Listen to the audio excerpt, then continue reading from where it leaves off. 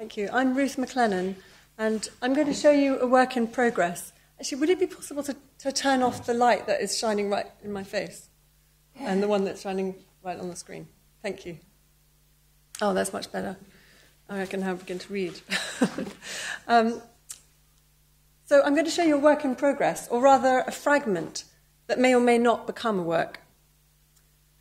And I ask you to watch it with its fragmentary contingent status in mind. See it perhaps as a pretext for a talk, or an opening, or a moment that might suggest some lines of inquiry, or a provocation. You could also just enjoy it for its own sake, and find pleasure in seeing something that you haven't seen before, or learn something about something you don't know very much about. So this video clip might be the raw material for a work, or it might function as background information, or an outcome of the research that went into a larger project. And maybe this presentation will belong to the history of the work, or it may just remain raw footage. I filmed this clip last summer in a small, almost completely abandoned village called Keret on the White Sea.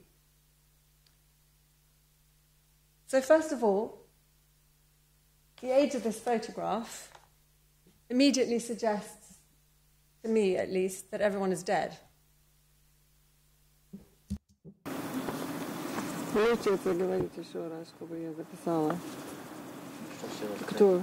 Так, вот это вот Стариков Иван Иванович. The inhabitants of Keret. And after telling me about their lives, the man went inside the house and brought out the photograph to show us. They explained that all the men in the photograph, all except the little boy, who was only a boy, were shot during Stalin's purges in 1937. The man in the middle was the woman's grandfather.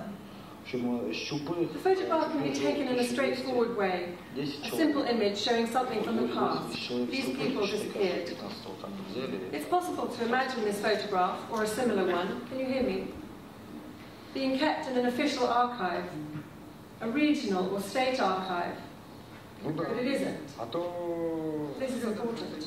The next question might be to understand the provenance of the photograph. All I can say is that the story of all I can tell you is the story of how I was shown the photograph. I know it belonged to these people, or at least it was in their possession, and they kept it in their little log cabin, which was in the abandoned village on the White Sea. I didn't find out who took it. But the next question I ask myself is, why was I being shown the photograph? And why on that particular day, at that moment, in the lives of these people, in the life of this photograph here in Keret? What is being shown? What is the status of this photograph? And what happens to it in the film clip? As you can see, the lady has just come out of the banya, it's like a sauna, where she's been sweating. And then I come along with my camera with a small group of people, including someone they know, Yuri Rybakov. I'm trusted, I'm unequivocally foreign from elsewhere, someone who has nothing to do with Keret, or Russia, or state bureaucracy. And I know they've shown the photograph to people before, because when the man says, "I'll show you something," and goes inside, his wife says, "Oh yes, the Keret lads." They let me film them showing me the photograph. And is showing me the photograph and telling me about it an act of memory? Or is it an act of resistance? Or is it both? Are they trying out showing me the image to see what it feels like? They're putting it out there, putting it into a story that will become public today. They've activated the document. They're allowing it to circulate, or rather they pushed it into circulation as a guarantor of a story. The photograph becomes the pretext for the story, an essential prop that allows them to speak of loss. The photograph stands in for loss, for the actual loss of these people, the only trace remaining of them, but also for the losses that have left no trace, some of which they will speak about later. But back to the photograph itself. It belongs to a private collection in a personal archive, in a state which for a long time, and once again today, suppresses the experiences and histories of its people. those who have documents, like this one perhaps, that might go into state archives, either do not trust them or don't have access to them. The couple in the film even spoke to me of archives, archivi. They told me about people from Keret who were taken away and never heard from again. The couple wrote to the archives to find out what had happened to them. They heard nothing, even though it was during Gorbachev's time, I was told. So much for glasnost. Bureaucracy, the state, the archive are all part of the authorities. The couple told me how the authorities won't let them complete the formalities, aframlenia, which is a very bureaucratic term, putting it in, can't quite translate it, but it's the forms, filling in the forms and carrying that out. Won't let them complete the formalities which will allow them to own the plot of land, the vegetable garden that they've been gardening since 1970.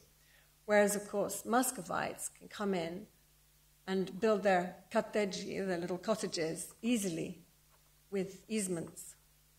No one wants to know about them or about the stories of the village, about what happened. The silence is continuing. The authorities want silence, but it isn't an eloquent silence. It's more of a gag. The authorities want emptiness too, an empty village. And the village is in ruins, with wooden houses falling down or burned down, and it could be empty very soon. The couple therefore have several reasons why they might want to put the photograph from their private archive from inside this little house into circulation, into my film, into my conversation. And they don't know where it's going to go. But the silence needs to be broken. They need to talk. They need the archive to perform. During this trip to the White Sea, I was told by several people about relatives who were victims of Stalin's purges. On the train by strangers, by a friend of an acquaintance. And previously, during the past 25 years, only very close friends ever told me about their relatives who disappeared. This silence, or vagueness sometimes, was either because the experiences were too painful or because the grandchildren just didn't know, because they'd never been told. Or more ominously, sometimes it was because of a feeling barely articulated that somehow, even after rehabilitation, your family was somehow tainted. But what's changed now? So why do people suddenly talk about it? Well, one reason, though it's not the reason here, is that there's money in it now. The Russian government has recently begun to pay compensation to descendants of victims of the purges. If you can prove that your family, your ancestors were victims of the purges. So if you can find that archive, if you like. And yet at the same time, Putin is promoting Stalin as a national hero. Seems quite paradoxical, really, doesn't it? Unless what's being suggested is that the really wicked acts of the state are placed and pushed back firmly into the past, so implying that the present is really much better than everyone knows it is. So to conclude, and I'm sure we'll talk about this later as well in the conversation, to conclude, a hand appears showing a photograph and a story unfolds through gesture and conversation. We watch and hear the physical experience of the archive quickening, coming into being, as a hand thrusts the document into a new context, willing it into life, into circulation beyond its original placement in a private home, hoping it will have some purchase in the world, and produce effects. So what I'm interested in, I probably should stop there, but I'll quickly summarize what it's got to do with my practice, perhaps. What I'm interested in is the potential of the archive as potential. The archive itself resists narrative. It strains towards an objective, established, and accessible structure and permanence, whether it is a changing permanence or not. But at the same time, the documents and the archive itself are swept up irrepressibly into narratives, gathering associations, other documents, characters, voices, stories to them. So the story is opposed to the document. I think this is something we might talk about later, but in a sense it's something I want to put forward, is opposed to the document. It might, the story might use it as the document or the archive as a pretext, as a prop, but they stand outside itself. A good story doesn't need or want the document to meddle with its unfolding. And my work, I would say, hangs on this tension between the archival urge, the document as evidence, and the spell of the story, of the unfolding of visual and verbal language. Thank you.